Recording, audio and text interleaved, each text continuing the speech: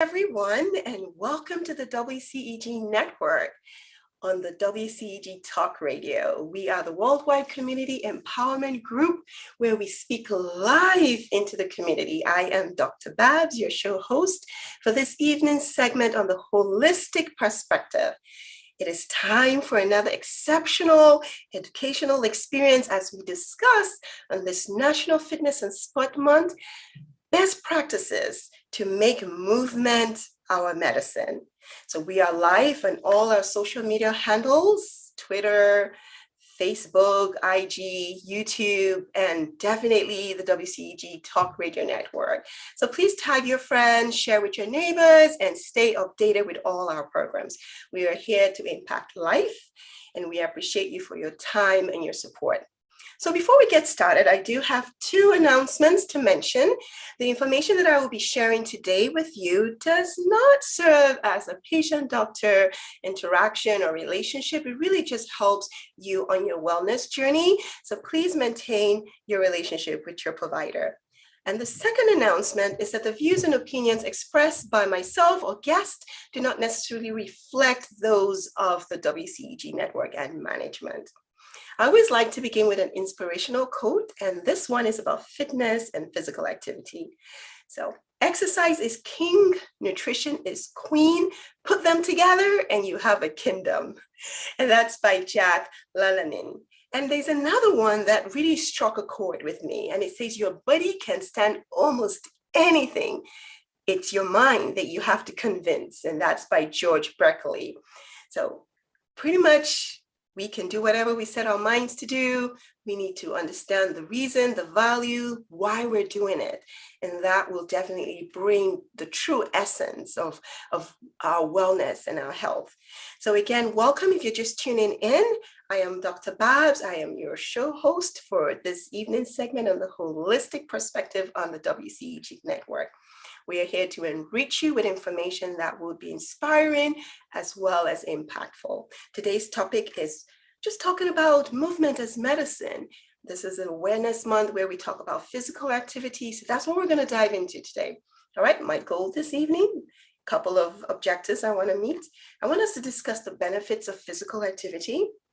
We're also going to reflect on the reasons why we need to increase physical activity. We probably already know this, but I want to re-emphasize it. We're going to talk about how to make it practical because we're all so busy. So where do I find time to incorporate exercise into our lives?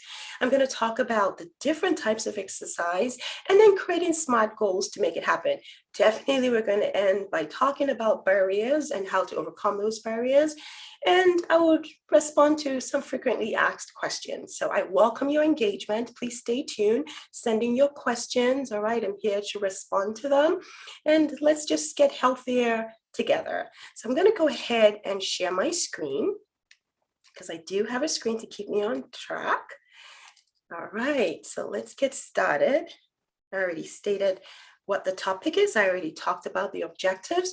So let's talk about exercise and physical activity. You might wonder, is there a difference? So whenever I'm talking to my patients in clinic, I say, oh, do you exercise? And some of them say, oh, I'm very active at work. I walk up and down the stairs. There's no need for exercise. Well, that is good that you walk up and down. We are meant to move, but they're two different things. So exercise, just again, because that's the word we commonly know, it can also be known as workout or fitness. I think those two are less scary. But what does exercise overall mean? So it's a planned, structured, and repetitive movement with a goal of fitness improvement. All right, so it's designed to increase our heart rate and varies in intensity. So it can be for mild, moderates, vigorous. So that's exercise. You have to plan it, right? So that's different from being active at work. Now, physical activity is what we do on a daily basis. We're not meant to sit continuously. There's a lot of risk that happens.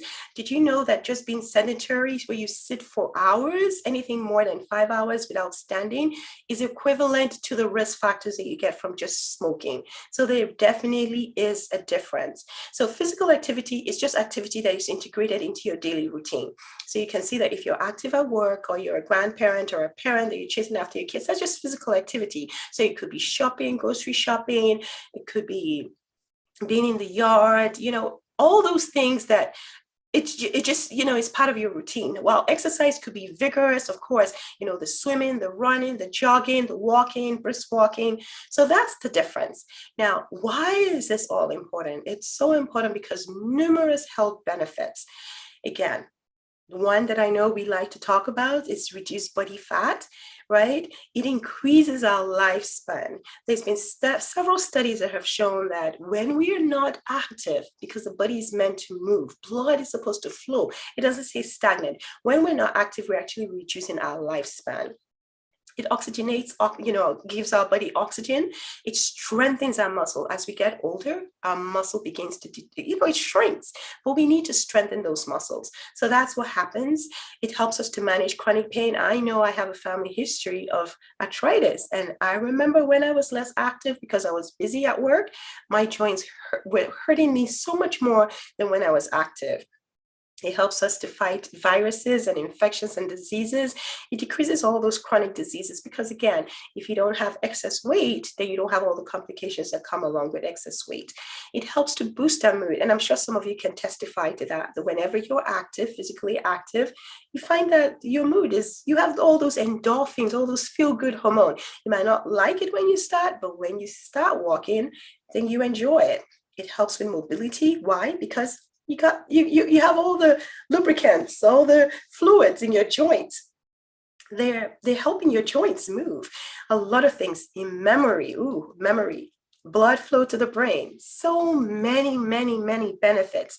You should pick your which one you like the most here. Definitely decreases stress, lower blood pressure. I know this helped me with my blood pressure when I had blood pressure issues 14 years ago. All I did was just walk. I walked every day, 30 minutes, and my blood pressure came down because there's been studies that show if you just walk 30 minutes a day, you can get your blood pressure down for about 16 hours. Now, what are those different forms of exercise, fitness, workout? We have 4 main groups. We have cardiovascular. So that's like, getting your heart, endurance, pumping. It could be running, swimming, brisk walk, strength. So, carrying weights, whether it's against your own body weights or actual weights, it helps to maintain muscle, flexibility and balance. Those two are other components of exercise, of fitness. It really helps to maintain muscle strength and balance. All right. So this just elaborates further what I'm talking about. So the next question is, so Doc, how much exercise is required of me? I mean, once a week, is that it? Or maybe if I do 3 weeks, 3 times this week, do I need to do more? So yes, let me tell you what it requires. So the minimum requirement based on the American Heart Association, it's recommended 30 minutes, 5 days a week. And your 30 minutes, 5 days a week equates to about 150 minutes. Now, it doesn't all have to be 30 minutes at once. There's been studies that have shown that 10 minutes here 3 times, it works just as well. But this has to be moderate activity. So it has to have your heart rate pumping. All right. So this is the recommendation: brisk walking, go outside in nature, get some vitamin D. It can also be 75 minutes of vigorous. All right. So there's a difference. Now, in addition to that, you are required to have at least 2 to 3 days of 20 to 30 minutes of strength training. So important as we age. Again, I want to reemphasize that we need to do some strength training. I've already had my strength training today to build those muscles, make them strong so that they don't get weak. If you don't use it, you lose it. You definitely need to stretch. If we don't stretch, we're going to be all tight. And then it's just a vicious cycle. You don't want to get up, you get more tight. So we need to stretch. Very, very, very important. All right, so let's proceed and figure out, well, so what does it mean to be moderate versus vigorous? Can you tell me a little bit more about that? Well, yes, I'm happy to. The talk test is a test that you can use to gauge if you're just, light exercise versus moderate versus vigorous. So light means normal breathing rate. You can sing and talk as you're going on a slow walk or you're stretching, right? Light housework. Moderate, on the other hand, you're breathing faster. You can carry out a conversation, but you do not want to sing. I remember when I used to run with my son, and I'll tell him, sing a song or join me in the music. And it's like, no, I want to focus on one thing at a time. And that was because he was building in his endurance. So again, you want to be able to carry up a conversation, but you might not be able to sing. So that's brisk walking, other activities that are quite enhanced. Now, vigorous, on the other hand, you cannot even hold a conversation. You're gasping for breath. So that's how you can tell. All right. I hope this is helpful. Now, why did I place this slide here? I want to emphasize that depending on what's going on in our 24 hours of physical activity spectrum, it tells us how much of energy expenditure that we are exposed to. So you see on the left-hand side, sleep. Well, we're sleeping. Even though it does take a lot of brain work, physically our muscles are not doing much, right? So not much energy is burnt there compared to if you're doing vigorous intensity physical activity. So a lot of energy is required. You're burning a lot of calories. Now you see the sedentary behavior. That is why there's documentation that if you sit for prolonged hours, you are actually decreasing your lifespan, and it is causing a lot of complications because there's weight gain, there is muscle weakness, there's a lot of things that happen. And people that have desk job, it's just to find practical ways to if you've been sitting for an hour, set an alarm towards the end of that hour, get up, stretch. Did you know that when you get up, blood actually pumps? You're increasing your heart rate and blood begins to flow and pump than when you've been sitting down for hours and everything has been stagnant. So imagine a sewage, right? It is just stagnant because it's clogged. That's the way I want you to remember it. Okay. So proceeding further, let's talk about how we can determine this 30 minutes, 5 days a week. How do we fit it into our everyday schedule? Now, we need to be very intentional about this. Now that we understand the benefits, now we understand the difference. How do we fit it into our schedule? So we have to use what we call the fit prescription. So that's determining which day of the week you're able to fit in your 150 minutes of moderate exercise. Intensity, is it going to be where you can talk or sing? Time of the day, because if we do not create this prescription, we all know it's not going to happen.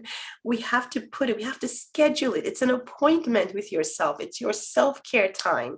All right. And what type of physical activity? So for me, let me give you an example. There is an E part actually to this fit that is enjoyable. It has to be enjoyable. So let me give you an example. For me, the days where I'm in clinic all day, it's unlikely that I would exercise. If I can't make it in the morning, it's unlikely I would do it in the evening. So those days I incorporate, like when I go to the restroom or at lunch, I'll do some squats. I'll do some little, just to get myself active, other than the walking up and down. But the days where I'm not in clinic all day, those are the days where I combine with cardio, so like a brisk walk, a run, and then I include my 20 minutes of strength training.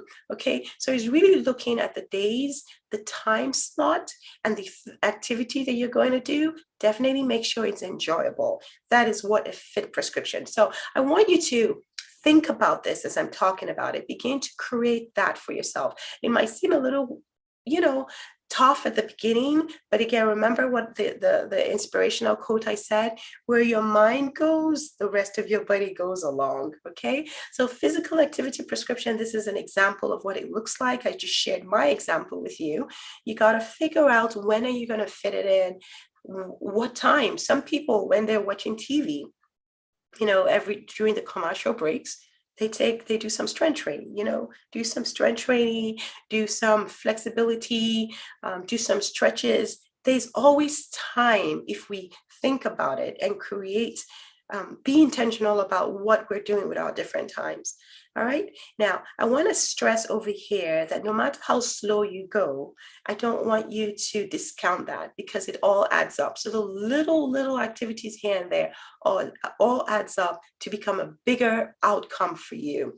So any amount of physical activity yields health benefit, and it's better than nothing. Over here, we see that just standing 2 hours per day associated with a 10% decrease in all-cause mortality, and standing 5 to 8 hours more even further decreases it. So this is science, all right? I'm not making it up. It is science. So further information for us to just motivate ourselves to get up and move. There's no excuse. Even if you feel like you're working all day, there are little chunks of time that you can, whether you go in the bathroom break, do some squats, do something in advance as tolerated. Now, I share this here because we find that the more we do balance exercises, definitely you want to hold on to a chair. Don't do anything without support or guidance. When you improve your balance, you actually decrease the risk of falls. And this is for our older individuals.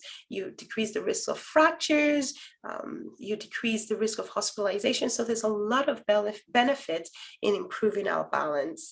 All right, now you've all decided, okay, I'm convinced, Dr. Babs, I'm going to make sure that maybe I've been exercising, maybe I need to, improve it and up a notch, or maybe I haven't and I want to get started. How do you get started? Well, you definitely have to have a goal. Like I said, you have to create a plan. You have to have a solid foundation. So your mind has to be right. You have to fuel up. You want to make sure you don't go for a workout without having the energy that you need, because you don't want to fall out either. You have to hydrate. So you must hydrate in the beginning, in the middle, at the end, because again, you're flushing out all the toxins, you're getting yourself rehydrated for the activity that you're going to engage in. Set up your intention. What are you about to do? Now, warm up is so important. A lot of us create these 4 pre-workout mistakes, okay? I used to be very guilty of this. I would say I don't have time for the warm-up, and I'll go into workout and I will not even stretch after, and I'll be sore. Now, mistake number 1 is skipping a warm-up. Please make sure that you do warm-up, okay? I have a lot of patients that tell me, cramp, I'm feeling pain, I just feel so sore, I can't get out of bed. I learned from my mistakes, so I don't skip off on it. No matter how short it is, I make sure that I get my warm-up in. Warm-up has to, when you start, especially if you're exercising in the middle and at the beginning of the day, your body is not warm, you need to get it warm because you want to prevent injury. So you got to get the blood flowing, the heat generated. If it's like, in the evening where you've been walking up and down, then your body is warm, that's okay, but you still want to do at least something. So you want to start off by doing your dynamic stretches. That's getting that blood flowing. All right. You want to make sure you warm up the whole body. So don't just do arms, do the whole body. Okay. So leg stretch, you want to do that, but it's repetitive, right? That is what we call dynamic stretching. Get that blood flowing. All right. Another mistake for pre-workouts is not preparing your mind and your body. So not eating what you need to eat or drinking what you need to drink. You have to make sure you have all of that. Wear proper outfits. If it's hot outside, be very careful so that you don't burn out while you're there. Or if it's cold, excuse me, make sure that you're covered up, layered up very well. If you have to remove layers, that's okay. So you want to prepare your mind and your body. Now, the last mistake that I've seen is not doing static stretches. Now, static stretches, in case you're wondering, this is typically what you do at the end of your workout. That is when you're maintaining your stretch, right? When you maintain your stretch, you're releasing all the toxins, you're making sure that those muscle recover quite okay. And how you do static, as you see, you maintain that stretch. You can count up to 10, anywhere between 10 and 20 seconds. That's how you maintain a stretch. And of course, you want to make sure that it's the whole body. All right, so let's go ahead and talk about some of the self-monitoring apps that are out there. Some of them are online, some of them are apps on your phone. It's just a way to track what you're doing. They say that if you do not measure it, you cannot monitor it. So there are couple of, calendar, if you want to do a Google Doc. I know I use a Fitbit, which helps to tell me, oh, you've been sitting down for so long, get up. Or it tracks my number of steps. So at least 10,000 steps gives you, means that you're minimally active. Anything less than 5,000 to 8,000 means that you're sedentary. So this just helps to keep us on track. So these are some of the devices that you can take advantage of. All right, so let's talk about these challenges. We know they exist, right? We know they exist. So again, Our body is our engine and our mind is the engineer. Let me let that sit with you for a minute and while I try and sip a little water here. So again, the body is the engine and our mind is the engineer. So what are some of those challenges? Because they do exist, right? We live in a world filled with lots of unpredictable things, but let's try and predict some things in our control, right? So some of the barriers to exercising, workout, fitness, you're just not in the mood. You just don't feel like it. Maybe you're not feeling too well. Yeah, that's a valid one. Maybe you're tired. You didn't have a good night rest. You don't have enough energy. Maybe you didn't eat sufficiently. If you're hurting, yes, a lot of my older patients have that as an issue. You're too busy. No social support. Oh, I don't want to work out. I had a patient that was doing really well when she had a buddy, and then that buddy changed jobs, and that person was no longer working out with her, and she no longer started working. So lack of proper attire, just intimidated by the gym people. So there are a lot of things, and maybe it's just unsafe in your environment. So there are lots of reasons. All right, so how can we overcome these things? Well, let's start off by talking about the stage of change, right? We need to know, what stage are we in? Are you convinced that exercise is important? What stage are you in? And I'm going to talk a little bit more about that. How do you connect with your values? What is the reason why you want to do it? You want to identify enjoyable activities. You want to find a buddy if you can. You want to plan and deal with barriers, self-monitoring, we already talked about that, and you want to write out your own physical activity prescription. So this is behavioral change that I want to talk about with you. We move from one stage to the other at different stages of our lives. It depends on what's going on with us. So pre-contemplation just means, forget it, Dr. Babs, I'm just not into it. I'm not interested. I don't think I have time for exercise. I don't have time for fitness. So you're not ready. What's about contemplation? You're like, okay, I'm on the fence. Maybe, maybe not. Maybe I can reconsider. And then determination. Yeah, okay, let's go. I'm motivated. I'm going to do something. I'm going to figure it out. And action is that you're actually doing it. You've actually created your prescription. You know when you're going to work out. You know which workout you're going to do. And then maintenance is that you're doing it. It becomes a lifestyle. It becomes consistent, right? So you're doing it over 6 months. It becomes just what you do because of the benefits. I have my mom's oldest sister, she's 86. Oh my goodness. She walks every day, every single day. And I've asked her, how do you get to do this? Even when the weather, come rain, come shine, she will find a way to walk in the house. And I'm like, she says, I just know how I feel when I don't do it. And so that makes her do it. So she's definitely in maintenance. It's a habit, it's a lifestyle, and she's doing so well. She's upright. She's just doing fantastic. Now, relapse and recycle, that has happened to me on occasions where I get super busy and I don't prioritize my exercise. And as you all might testify, once you fall off the wagon, it might be difficult to get back on again. So I want to just pause here, and I want you to identify yourself. Where do you fall here? Because that will help as we proceed in connecting with our values, right? So values, again, I have stated why it's important. We want to live healthier, we want to live long, but we want to have less chronic diseases. So all of these are some of your values. You want to be active with your family, you don't want to be hurting. So you need to identify what those values are, because that's what's going to motivate you even when you don't feel like doing it. All right, so we talked about what stage you are. The physical activity assessment, this is where you will figure out what activities you're going to do and when you're going to do it, how regular you're going to be, and if there are obstacles, how can you counteract those obstacles. An example is, for instance, if it rains, how about the stairs in your house? How about walking around the house?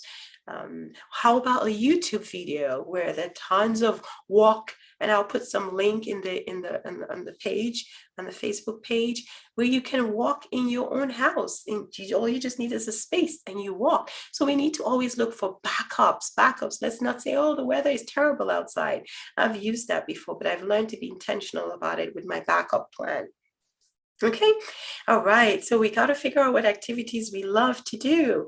Again, remember, physical activities, you being active all through the day, and exercise is where you allocate a planned time to do the exercise. So figure out what you enjoy doing, because that's what that's what's going to motivate you. Got to get your music going. Music motivates me all the time to get working out, to start my workout. Now, what I find that is if I start my music before I actually start, it even helps me better. If I have my clothes laid out before, it even helps me better. So you got to figure out what motivates you, what keeps you motivated. All right. Again, if you have a buddy, that's all well and good. But what if your buddy, something happens to them, right? What else can you do to self-motivate? All right. Go do it with your family and your friends. There are several groups, exercise groups. If you're a member of the YMCA or your local health center, several opportunities to find a buddy. That's if you don't want to work out alone. I mean, it's definitely fun when you do it in the company of others. And some people, for me, when I go running, I like to run alone because it's like my meditation time.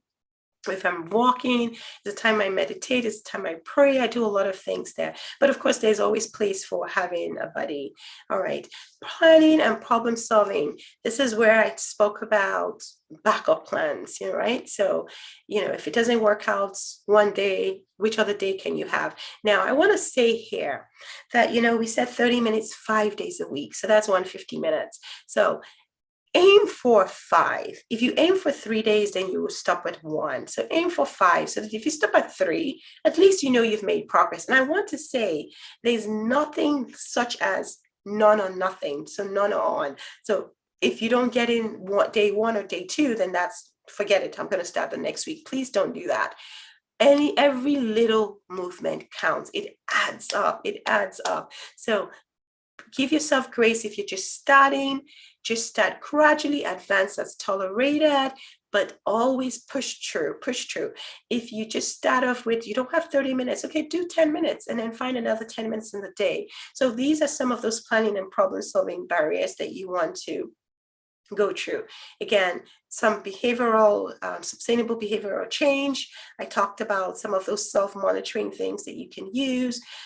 If you're able to get a team, health coach, that all well and good. There are wellness programs I want to talk about, like Walk with a Doc is a wellness program. You can find out if you have any in your area. I live in Atlanta, Georgia, and we're beginning a Walk with a Doc chapter in Atlanta. So we'll definitely put out more information as time progresses. You definitely want to look for workplace wellness programs. Participate in those. They're really fun, right? Go to the park.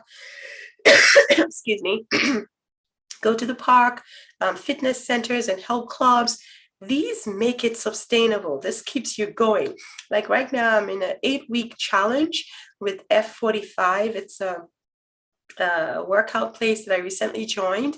And it's so much fun because you get to move our names. Each time we come in, we move our names and we see how we're engaging and participating with others. So anything that would just get you maintaining it and doing it is important. Now, I put this here because a lot of people feel, and I'm going to talk to frequently asked questions, but a lot of people feel, well, I can eat poorly and just exercise for hours and hours. There's no such thing. You don't want to exercise to punish yourself for the donuts that you ate. You want to make sure that you understand why you're exercising. You exercise because you love your body, because you want to be good to your body, because of your self-care, right? So exercise on its own is really to help you of your overall health, but it cannot outdo a bad diet. So here it just talks about how many minutes per week that we have to put it in to see sustained weight loss. Of course, with the nutrition, you definitely get there. All right, this is just sharing it again, the prescription, which I talked about earlier on. So in closing, I want to emphasize that we got to move it. We have to move it or lose it. God created us to move and be healthy, right? In the Bible, if you're a Christian and you read the Bible, we know that on the first day, he created the heavens and the earth, all the way to day 6, it was moving, it was active movement. And then on day 7, he rested. So that means there is period for us to rest, right? But we got to move. We got to stay active.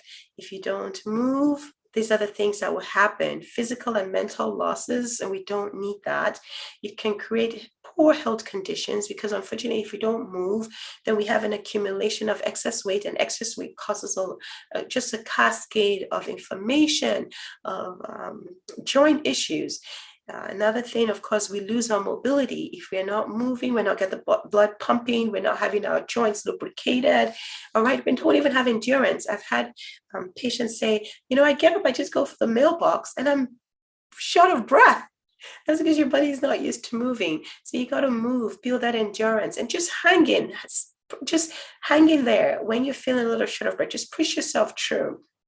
All right. Make sure you talk to your primary care provider when you want to start a new workout activity so that they can better advise you based on what conditions you have. If it's joint issues or heart issues, you want to definitely seek advice from your primary care provider before you engage.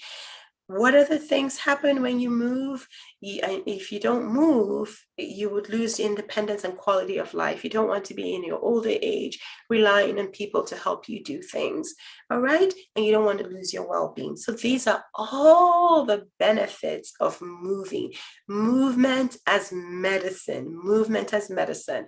Let us make it part of our lifestyle, all right? So here's where I want to talk about frequently asked questions. I'm going to stop screen share now. So some of the frequently asked questions I've had patients ask. One of them I already alluded to, where they feel that they can exercise for, maybe 2 hours at a stretch to burn calories from a donut or a bad eating episode. That it doesn't work that way. It takes you, it has to be a continuous thing for you to exercise to burn all that calories, right? Your nutrition has to be on point. You have to make sure that you fuel your body sufficiently enough for the exercise to make an impact. So that's one frequently asked question. Even if you just exercise 10 minutes, 20, 30 minutes, every other day is better than just exercising like 2 weeks, you do 2 hours and that's it. And then you go off for another 3 months. So you want to make it consistent. It's the little things that add up.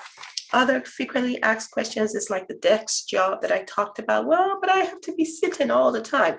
Well, set an alarm. Set an alarm. I know if I don't set an alarm, I will not get up. If my Fitbit doesn't tell me time to get up, I will not get up.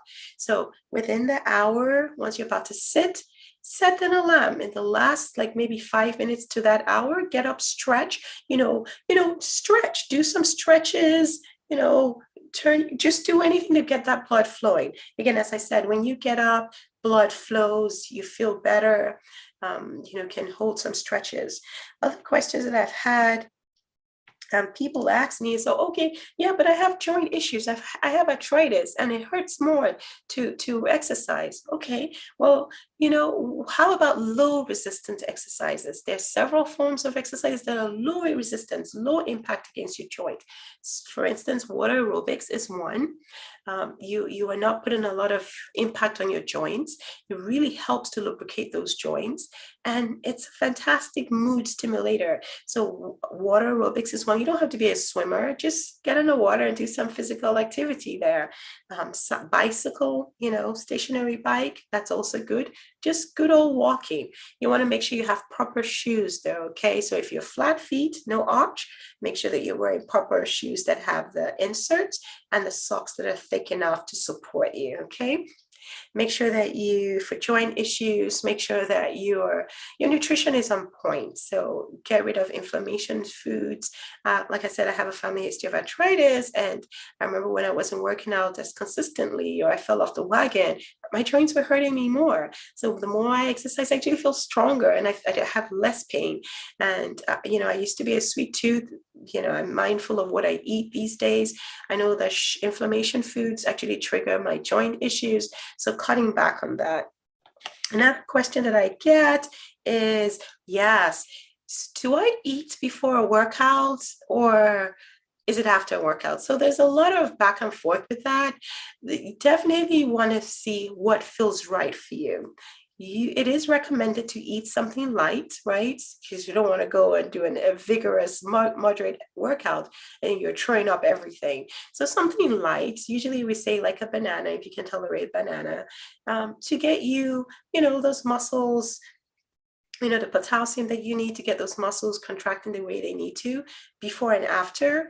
Oatmeal, just something you don't even want to pack yourself with sugar. So you have to be very, very mindful. And that's a conversation you want to have with your primary care provider. What would be the best meal for me to have? But definitely, you are your own best teacher. So get something light depending on how long you're working out for, and then of course eat something afterwards. Don't forget to stretch before and after. So those are commonly asked questions. Let's see if I have any more commonly asked questions. I think those are the common ones that I've seen. I will definitely circle back around if there are questions from anyone about how to make movement joyful. It definitely would help to increase our lifespan. So we all need to pay close attention to it. All right. So I want to thank everyone for just joining me today as we come to a wrap. I'm Dr. Babs again, your host for the Holistic Perspective. Thank you also very much for joining me this evening as we've discussed movement as medicine. This is National Fitness and Sport Month. I want us all to make it a priority to move, get up and move. As soon as I finish right now, I'm going to go and stretch because I've sat for an hour. I'm going to get that blood flowing. I'm going to drink the water. Okay, so I hope that this has been valuable for you as it has been for me. Okay, it serves as a reminder for me. And now that you've been informed, I want you to implement it. So, look for what you can do, how you can start. Actionable steps will get you to that end goal that you're looking for. And I want you to know that you are certainly worth it. So before I end, I want to share this last nugget with you, that every day you must choose the pain of discipline, okay? Or the pain of regret. So the pain of discipline, which gets easier and easier because your body enjoys it, like my aunt, or the pain of regret, where you're like, you know what, I didn't do it today, I'll do it tomorrow. Tomorrow comes, I didn't do it today, I'll do it tomorrow.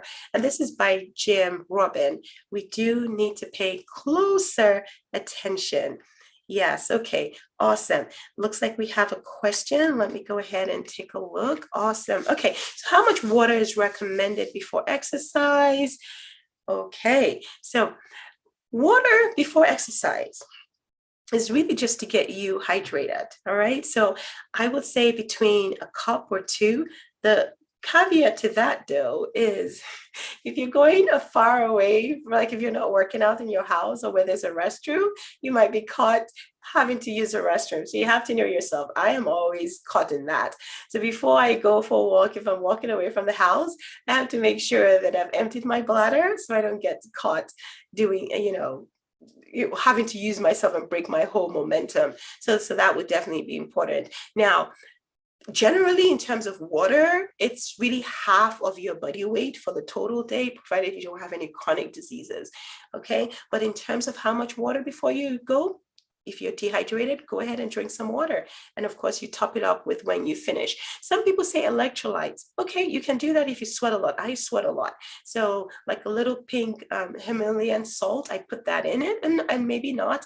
But you have to be careful because some of these electrolytes, they might have tons of sugar.